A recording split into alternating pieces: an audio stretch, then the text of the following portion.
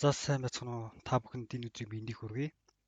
За өнөөдөр болохоор би IHC гэдэг койны хоёр дахь зах зээлээр гараад хэдэн төгрөг хүрэх боломжтой бол гэсэн өөр их зүйлс бол дүн шинжилгээг бол хуваалцахаар одоо шийдээд энэ видеог хийж байна. За тэгээд IHC coin болохоор мэдээж Америкийн инфляци эсрэг coin, Америк инфляци эсрэг бол шатаалт бол хийгдээд явна. За миний хувьд болохоор coin hub юуж дээрээс 17 сая ширхэг бол арт coin-ыг бол авсан байгаа. Биш IHC coin-ыг авсан байгаа. За тэгээд өөрөө худалдаж авсан хүн болохоор одоо ингээд одоо өсөх талаас нь нийтлийг бол барьж ярихгүй бол хичээнэ. За IHC coin маань болохоор би одоо дүнч одоо юу гэх юм үнийн таамаглалыг яаж хийх чагаа гэхээр бусад coin-ийн зах зээлийн үнэлгээтэй нь харьцуулж үзэх мөн одоо нөгөө нэг ингээд бусад юу гэх юм сайн IO хийгдсэн coin-уудын жишг мишгтэй ингээд харьцуулж үзээд хэд хүрэх боломжтой л гэсэн өөрийн зүйлс бол таамагийг бол дэвшүүлж байна. За тэгээд хамгийн түрүүнд би бол IHC coin-ыг Монголын арт coin-т бол харьцуулж үзэхээр шийдсэн. За арт coin бол болохоор нийт зах зээл дээр гарах хэмжээ нь болохоор 5 тэрбум 158 сая ширхэг арт coin гарна. Энэ арт coin-оос 277 сая ширхэг нь бол одоо бол зах зээл дээр бол гарсан байгаа. За тэгээд арт coin-ы үнэ нь болохоор 178 төгрөг. Тэгэхээр нийт зах зээлийн үнэлгээ 918 тэрбум 178 сая төгрөгийн үнэлгээтэй бол одоо гарсан байгаа coin-ийнх нь хувьд болохоор 49 тэрбум 449 сая төгрөгийн бол үнэлгээтэй байна. За арт coin-ийн хувьд болохоор дэлхийн зах зээл дээр нийт 24 цагт одоо эргэлдэж байгаа хэмжээ нь болохоор Монголын биржүүд дээр 693 сая төгрөгийн бол арт coin бол эргэлттэй юм байна. Дэлхийн зах зээлтэй нэг нийлүүлээд авч үзэхээр 870 сая төгрөгийн бол арт coin хэл өдөрт одоо эргэлддэг юм байна. За тэгээд IHC гэдэг coin-ийн хувьд болохоор нийт 1.80 ширхэг гарна. Эндээс 100 тэрбумын болохоор эхний IO-д одоо ингээд гаргасан. За энэ болохоор хоёр дахь зах зээлээр бол нийт гарах одоо үнийн дүн гэсэн үг. Одоо эргэлдэх үнийн дүн гэсэн үг цаашдаа. Тэгээд цаашдаа мэдээж coin маань тоо хэмжээ нь бол буцаад нэмэгдээд зах зээл дээр бол нэмэгдэж орж ирээд байна. За тэгээд 30 мөнгөөр бол үнийг авсан. Мэдээж хоёр дахь зах зээл дээр гарч одоо хитэн төгрөг болсон уу, дээшлэх нь доошлох нь тэндээс хамаараа зах зээлийн нийт зах зээлийн үнэлгээ маань бол өөрчлөлтөн 30 мөнгөөр ботхоор 300 тэрбум төгрөгийн бол үнэлгээтэй байна. IHC coin-ийн хувьд нийт одоо хоёр дахь зах зээл дээр гарах coin-ийн үнэлгээ болохоор 30 тэрбум төгрөгийн бол IHC coin бол гарах юм байна. Одоо болох юм байна. За тэгээд энэ маань болохоор одоо арт coin-ы одоо байгаа зах зээлийн үнэлгээтэй нь харьцуулаад үзэхээр арт coin-ы хэмжээнд очихын тулд 64% өсөхөөр болол очин. Тэгэхээр тэр нь болохоор 50 мөнгө дээр очивол арт coin-ы бол одоогийн зах зээлийн үнэлгээ дээр бол очих юм байна. За тэгээд одоо нийтээр болохоор нэг тим юм явуулсан арт coin 1 төгрөгөөс 300 төгрөг хүртэл өссөн. Тэгэхээр IHC бол ядаж 50 дахин болол өснө тэр гэсэн тийм бол тийм яадсан. Миний хувьд болохоор тэр бол бас ташаа ойлголт. Яагаад тэгэхээр за эндээс харъя. Арт coin болохоор ингээд үн баг ингээд нэг төгрөс ингээд явсараа 300 төгрөг бол хүрээд ингээд одоо ингээд унаад жоохон докторжоод үн бол ямар гоё докторцсон төвшөнд бол очиж байна. За IHC-г одоо харъя л та хэдүүлээ. Арт coin бол за ингээд 178 төгрөг хүртэл өсөд ийм үнэлгээтэй одоо ингээд зах зээл дээр үнэлгээ нь ийм болсон юм байна те. Тэгсэн чинь одоо энэ дүнгээ 50-аар үржүүлнэ шүү дээ. IHC 50 дахин өсөё гэж бод. Тэгэнгүүт нийт зах зээлийн үнэлгээ нь 15 их найд болчихж байгаа юм. Эндээс юу нийт зах зээлд одоо байгаа үнэлгээ нь болохоор 1.5 их найд гэсэн үг байхгүй хүрнэ гэсэн үг. Тэгэхээр энэ бол маш их хэмжээнд очно гэсэн үг. Тэгэхээр 50 дэх өсгөр энэ их хэмжээнд очно гэсэн үг. Тэгэхээр 1.5 их найд гэдэг бол криптогийн ялангуяа Монголын зах зээлд бол хэтэрхий том үнэлгээ. За тэгээд яг хаа дэлхийн зах зээл дээр цаашаа гараад болвол өөрчлөгдөд явах болвол боломжтой байх. Гэхдээ ярианыхаа явцад бол энэ тухай бас яриад явна. Тэгэхээр энэ хүргээд энэ сэдвээр бол дуусгачих. За тэгэхээр 30 мөнгөөр бодоод ийм үнэлгээтэй болох юм байна. За арт coin-ы хэмжээнд очинд бол ингэж үсэх юм байна. За тэгээд одоо бид дэлхийн топ одоо эхний 200 дотроо coin-оос ойролцоо буюу өндөр их supplyтэй coin-уудтай бол харьцуулаад үзье. За яагаад ингэ supply буюу гарсан тоо хэмжээтэй ингэ харьцуулж үзээд байна гэхлээр аа юу байгаа. Мэдээж койны тоо хэмжээ бол үнийн дүнд бол ямар нэгэн байдлаар нөлөөлдөг. Нөлөөлөлт бол нэлээд том хүчин зүйлээр бол нөлөөлдөг. Тэгэхээр болвол supply-тай ойролцоо болвол койнуудыг авч үзэж байгаа. За бас supply-тай бага койн маныг бол авч үзнэ. За IHC койны хувьд болохоор бусад одоо харьцуулж үзэх ойрхон төсөл бол их тун ховор төсөл. Ер нь бол инфляц эсрэг гэдэг утгаар бол их ховор төсөл. За тэгэхээр бол зүгээр ойролцоо supply-тай койнуудтай бол харьцуулж үзсэн юм болохоор арай болвол дөхөн байна. Үнийн дүнийг таамаглахад арай дөхөн байна. За тэгэхээр энэ нь болохоор эхний койн болохоор 21 их 80-ийн хэмжээтэй койн зах зээлд хэмжээ. За энэ ямар койн байсан бэ гэж харахаар эхний топ 100 дотор эхний топ 200 дотор койноос би харьцуулж үзэж байгаа шүү. Эхний 200 дотор байгаа койноос. За ингээ харахаар за Shiba Inu бол хэтэрхий ширхт болохоор хайцсан. За eCash гэдэг койн. За энэ болохоор 18 21 их 80-д гарахаас 18.8 их 80 буюу 19 их 80-д нь бол гарсан байгаа гэсэн. Тэгэхээр 21 их 80-аас 19 их 80-д нь гарсан. Одоогийн үн нь болохоор Монгол төгрөгөөр болохоор 63 юу байдаг шүү. Төгрөг байдаг. Мөнгө байдаг. Буюу 0.6 төгрөг гэсэн. Энэ болохоор Монгол төгрөгөөр нийт зах зээлийн үнэлгээ нь 13 их 274 тэрбум төгрөгийн үнэлгээтэй нийт гарцсан байгаа хэмжээтэйгээр харьцуулаад үзэхээр 8.4 их 80 койн бол одоо гарцсан байгаа нийт үнэлгээ гарцсан байгаа койных нь үнэлгээ болохоор 8.4 их 80. Тэгэхээр энэ койны үнэлгээнд буюу энэ койн маань одоо 39 дээр байгаа койн 39 дээр байгаа койны үнэлгээнд очихын тулд 200 за энэ 0.7 гэдэг тоо байна. За 12 их 80 болох юм шүү. Тэгэхээр 400 дахин өсчиж энэ койны үнэлгээнд дээр очноо. 400 дахин өсгөр 120 төгрөг бол болох юм байна. За тэгээд 400 дахин өснө бол бас нэлээд өндөр үзүүлэлт. Энэ болохоор 39 дэх койн шүү. Дэлхийд 39 дэх койн. За тэгээд миний болохоор койн авахдаа нэг зүйлийг одоо ингээд ийм судалгаануудын үр дүн дээр бол анх койнд хөрөнгө оруулалт хийгээд хэд хүрэх боломжтой гэдгээ өөрийнхөө одоо мэдлэлт одоо ингээд хэмжээнд таагаад тэгээд тухайн үе дээр төлөвлөгөөр ингээд зараад явдаг байгаа. Тэгэхээр энэ аргачлалаараа би бол койнд хөрөнгө оруулалт хийдэг гэсэн. Тэгэхдээ нэг зүйлийг анхаарч авч үздэг. Тэрний юу гэхээр жишээ нь одоо ойрхон төслүүдтэй хамгийн харьцуулдаг.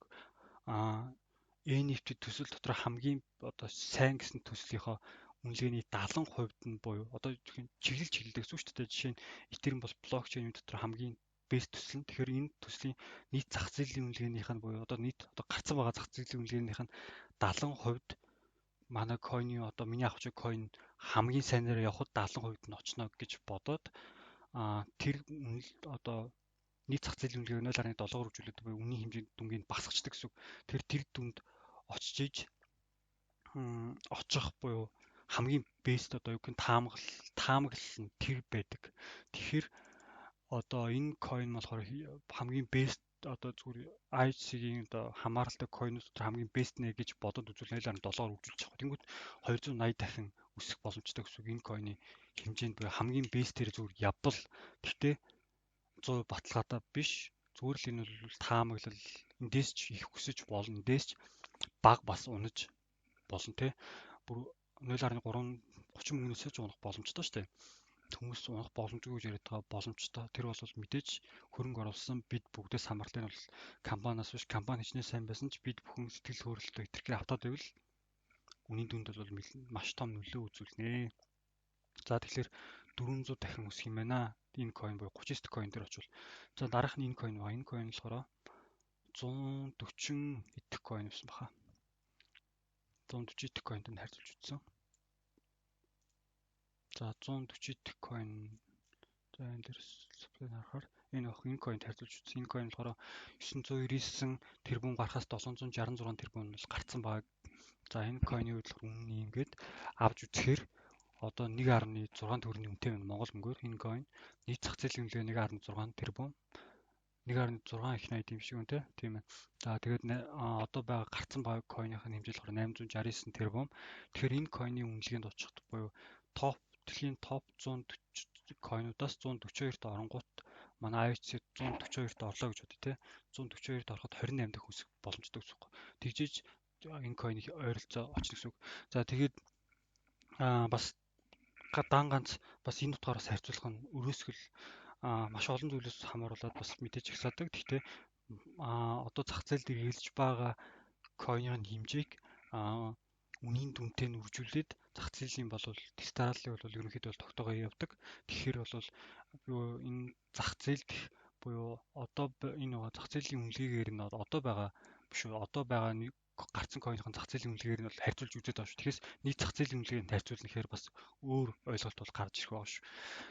За тэгэхээр энэ койны хэмжээнд очихын тулд 28 төгсөх юм байна. За дэлхийн хамгийн бест койн бол биткойны хэмжээнд очихын тулд 8220 тэгэхээр топ 1-д орно гэдэг бол угаасаа бас хэцүү. Тэгэхээр нь бол байх боломжгүй гэдэг зүйл ийм дахин өснө гэсэн үг байхгүй. За тэгэхээр дэлхийн зах зээл дээр койнуудтай харьцуулахаар ийм байна. Монгол койнуудтай харьцуулахаар ийм байна. Тэгэхээр миний бодлоор за 143-т орлоо гэхэд 20 юу гэдэг нь 9 дахин өснө гэсэн үг. Тэгэхээр энэ болохоор зүгээр яг 143 төсөл сайн яваад очичлаа гэж бодоход энэ бол эрүүл өсөлт болчихж байгаа байхгүй. За тэгэхээр юу нь болохоор арай одоо өөр утга болно. Бусад юутай харьцуулахаар арай өөр утгатай болоо явчихна. За тэгэхээр дараагийн харьцуулах зүйл маань болохоор юу байдаг? Дэлхийн зах зээл дээр гарч шилдэг төслүүдтэй би харьцуулж үзэхээр IO-нуудтай харьцуулж үзэх шийдсэн. За тэгээд энэ тест буюу хамгийн өндөр ингээд сонирхож ирсэн хүмүүсийн сонирхол хамгийн өндөр байсан төслүүд ингээд туснаад үзсэн байгаа. Тэгээд анх нийт хөрөнгө оруулалт авсан хэмжээ ингээд хүрсэн хэмжээнд ийм байхгүй. 92 сая доллар. Манай ард юу нэ IHC-г болохоор 10 сая доллар болсон шүү дээ. Энийг болохоор 92 сая доллар буюу манай IHC-гээс 9 дахин том зах зээл үнэлгээ босгосон гэсэн үг. Гэхдээ энэ койн одоогоор зах зээл дээр зарагддаг ба. Эндээс доош зах зээл дээр зарагдаж эхэлсэн ба. За тэгэхээр эдгээр койнт харьцуулж үзье. За энэ койн 28 сая буюу манай койноос бараг 3 дахин их, энэ манай койноос 4 дахин их, энэ манай койноос 6 дахин их хөрөнгө оруулалт авсан койн байна. За хараад үзье. Энэ л болохоор 2.26 дахин өссөн дэлхийн зах зээл дээр шүү. 2 дахин өссөн гэсэн үг. Infinity төслийн хувьд болохоор 4 дахин өссөн. Vega гэдэг төслийн хувьд болохоор 1.37 дахин өссөн. Тэгэхээр сайн төслүүд болохоор өсдөг үзүүлэлт нь болохоор ийм байд юм байна. Тэгэхээр бас хитрхийх үнийн хөөргөл битгий ороороо хитрхийх өснө гэдэг чинь мэдээж одоо өндөр ашиг өндөр эрсдэл дагуулдаг. Тэгэхээр өндөр өсөх тусам эрсдлээ та бүхэн бас тооцоолоороо. Миний зүгээс бол тэгж хэлмээр байна. За тэгээд мэдээж IHC гэдэг койнд бүгдээрээ ингээд энэ төсөлд итгэхэд хөрөнгө оруулалт хийсэн бол мэдээж миний хувьд бол урт хугацаанд бол барин дарна төсөлтөө итгэж оруулсан бол шүү дээ тий. Ер нь бол мэдээж хүн болгон бол ашиг хийх гэж бол хөрөнгө оруулалт хийдэг. За тэгтээ хөрөнгө оруулалт бол хамгийн чухал зүйл нь урт хугацаанд хөрөнгө оруулалт хамгийн өндөр ашиг өгөөж өгдөгөө. Тэгэхээр хөрөнгө оруулалт бол урт хугацаанд барих хэрэгтэй. Тэгтээ ямар хөрөнгө оруулалт урт хугацаанд ашиг өгдөг гэхээр мэдээж сайн төсөл урт хугацаанд хөрөнгө оруулалт өгдөг. Тэгэхээр мэдээж манай ISIC гэдэг койн болохоор мэдээж Монголда миний хувьд бол best coin дэлхийд гараад тэр явахыг бол хинч таашгүй. Мэдээж дэлхийгээр дүүрэн бол сайн төслүүд зөндөө байгаа. Гэхдээ бас явахгүй байх боломжгүй, явах боломжтой. Тэгэхээр ISIC гэдэг койны хувьд болохоор 50 дахин 100 дахин өснө гэдэг бол бас маш хэцүү ойлголт. 150 дахин 100 дахин өсчвөл топ одоо 100 руу шууд ороод ирэх гэж байгаа байхгүй. 50 100 дахин өсгөр тэнгуут нь маань энэ л болохоор яг вэ гэхэлэр мэдээж маш цом төслүүдийг шууд аваа гараад ирчих гэсэн. Тэгэхээр энэ зөвхөн хөрөнгө оруулалтаараа дагаа ирж байгаа гэсэн. Тэгтээ бас нэг юм зүйлс санаа зөвхөн Shiba Inu, Doge ч юм уу те одоо Safe Monitor гэдэг шит буюу одоо зөвхөн хэрэг цаанаа ямар ч төсөлгүй койнууд маань болохоор топ 100 бол орж ирсэн байдаг. Тэгэхээр бол би бол манай төсөл бас төсөлтөө болохоор топ 100 руу орж ирэхийг бол үгүйсэхгүй. Гэхдээ бас орж ирэхгүй ч байхыг үгүйсэхгүй. За тэгээд IHC-г болохоор би бол мэдээж хүмүүсийг бол би ямар нэгэн байдлаар төлөвлөгөөтэй байгаасаа гэж бодож байна. За тэр хүрэхээр ер нь зарна. Тэгтээ тэр хүрэхээсээ наан төлөвлөгөөнд хүрэхээсээ наан бас хэд хэдийн шатлалыг үйл зүгээр гэж боддог. Би бол тэгж явдаг. Жишээ нь миний оруулсан хөрөнгө одоо 4 5 дахин өсчлөө гэж бодоход анх оруулсан хөрөнгө оруулалтын хэмжээний койныг зараад би ингээ ямар ч эрсдэл рүү болонгуудаа ингээ сэтгэл амар болсон хойно бусад койн бол урт хугацаанд ингээ бариад ингээ баг 20-20% ч юм уу те зараад ингээ явдаг. Тэгэхээр тэр нь болохоор гээд дундаж үнээр болохоор маш ашигтай болоод үлдчихдэг. Нэг дүн дээр маш ихээр зарна гэдэг бол бас буруу гэж боддог миний зүгээс. За тэгээд бас өөр хэлэх зүйл маань болохоор сэтгэл хөдлөлөө хэдүүлээ маш сайн дарах хэрэгтэй. Бид мэдээж бүгдээрээ хөрөнгө оруулалтыг итгэж хөрөнгө оруулалт хийсэн юм чинь мэдээж төслөө бол сайн дарах барих үедээ барих хэрэгтэй. Зарах үедээ мэдээж зарах үе маань мэдээж тохиромжтой ашигын түвшинд очсон, зах зээл маань тогтвортой болсон, дэлхийн зах зээл дээр гарсан хүмүүс эрэлт ихтэй болсон тэр үедээ одоо өөртөө ингээд зарах тодорхой хувь зарах боломжтой. Харин барих үе маань гэдэг маань төсөл маань одоо жоохон доошлоо дүн жоохон буураад ирэнгүүт ингээд төвчээртэйгээр хүлээгээд төсөлтөө итгээд койно барих хэрэгтэй. Тэгээд бас нэг зүйл нь болохоор хитрхийх битгий одоо хөөсрөөрөө миний хувьд болохоор хөрөнгө оруулалтын бас нэг дүрэн байдаг. Хүмүүс бүгдээрээ шуурж хахад татгалз хоошоо хураад ашигаа авдгаар харин хүмүүс бүгдээрээ яаж явахад хөрөнгө оруулалтыг ашиг хүртээ гэсэн тийм бол одоо хамгийн том хөрөнгө оруулалтын бол юу бол баримтлагдаг байгаа. Одоо дүрмийг гэх юм уу. Тэгэхээр би бол дэлхийн бусад койнуудтай зах зээлийн үнэлгээтэй харьцуулж үзүүллээ. Бас гарч ирээд сайн төслүүд одоо эдгээр төслүүд шүү дээ. Үнэхээр сайн хайк гээд хүмүүсийн дэлхийн хүмүүсийн шүү. Ингээд сонирхлыг маш их татсан төслүүд маань хэд дахин өсснийг бол би та бүхэнд харуулж үзлээ. За манай Мина төсөл байна. Манай Мина төсөл маань хэд дахин өсснийг өдөрөө харъя. За Мина гэхдээ coin market cap дээр байхгүй учраас 162 хүртэл өсчихсэн. Тэгээд одоо болохоор болвол байхгүй. За 21 дахин бол өссөн байна. Мина төслийн бол маш сайн төсөл 48 сая долларын бол хөрөнгө оруулалт авсан байна. Энэ болохоор маш хөнгөн блокчейнтэй маш сайн төсөл байгаа. Би энэ төсөл бас орж исэн. За тэгэхээр ийм сайн төсөл 21 дахин өссөн байх шүү. Тэгэхээр хэдүүлээ бас битгий хөөсрөөрөө помороод хитрхийх 20 30 дахин өссөн бол битгий бас амар хэмжээнд эрсдэл даачдаггүй хэмжээр битгий хөрөнгө оруулалт хийгээрээ бас зарахтаа бусад хүмүүсийг одоо дагаж биш өөрийнхөө сэтгэл зүгээр тайван хандаж одоо зарахыг хичээгээрэй. Койнууд бол мэдээж койнууд гэхээр сайн төслийн койнууд урт хугацаанд маш сайн өсдөг. Ялангуяа биткойн ботоод нэхээс $1 одоо 46 мянган доллар хүртэл өслөө. Одоо тэгэл зөндөө койнууд ч тийм мэдээж манай IHC coin 10 жилийн дараа хэд чүрээвлээ 20 жилийн дараа хэд чүрээвлээ хинч таашгүй. Тэгэхээр төлөвлөгөөтэй байгаараа орсон үн дээрээ одоо юу гэх юм тодорхой төвшин дээр өөрийнхөө төлөвнүүдийг баримтлаад яваарай. Тэгээ бас битгийх хөөсрөөрэй гэж бол би та бүхнээс бол хүсэж байна. За тэгээд хэдүүлээ төслөө дэмжиж дэлхийн зах зээл дээр гартал хүлээн тэгээд ашгаа аавна мэдээж хөөсөрч болохгүй шүү. За тэгээд миний хувьд болохоор одоо YouTube сувгаар цааш нь дамжуулаад бол одоо байнга тогтворт мэдээлэл бол өгөөд явнаа. За ямар мэдээлэл өгөөд явах вэ гэхээр мэдээж IHC шиг best coin-уудын талаар судалгаа хийж хөрөнгө оруулалт одоо юу гэх юм одоо санаануудыг бол өгнө мөн одоо coin-уудынхаа дүн шинжилгээ өөрийнхөө таамаг маамага дэвшүүлээдтэй явнаа. За тэгээд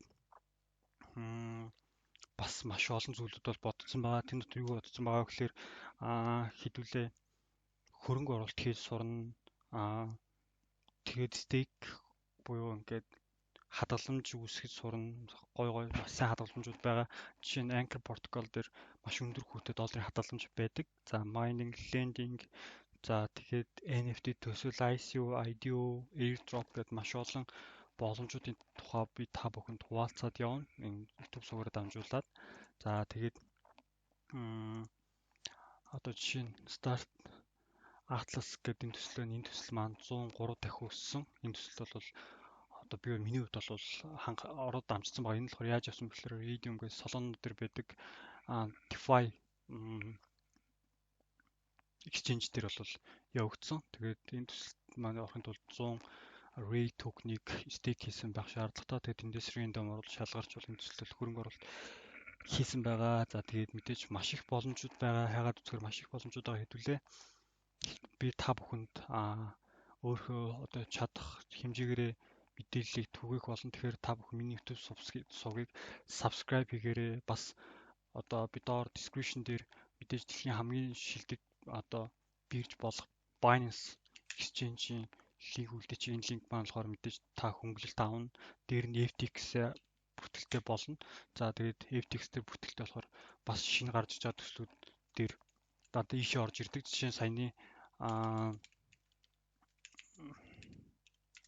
юу маань үлээ төсөл бас орж ирсэн байгаа ийшээ. Тэр төсөл нь Start Atlas гэдэг төсөл FTX руу орж ирсэн байна. За Gate дээр бас бүртгэлтэй байх хэрэгтэй.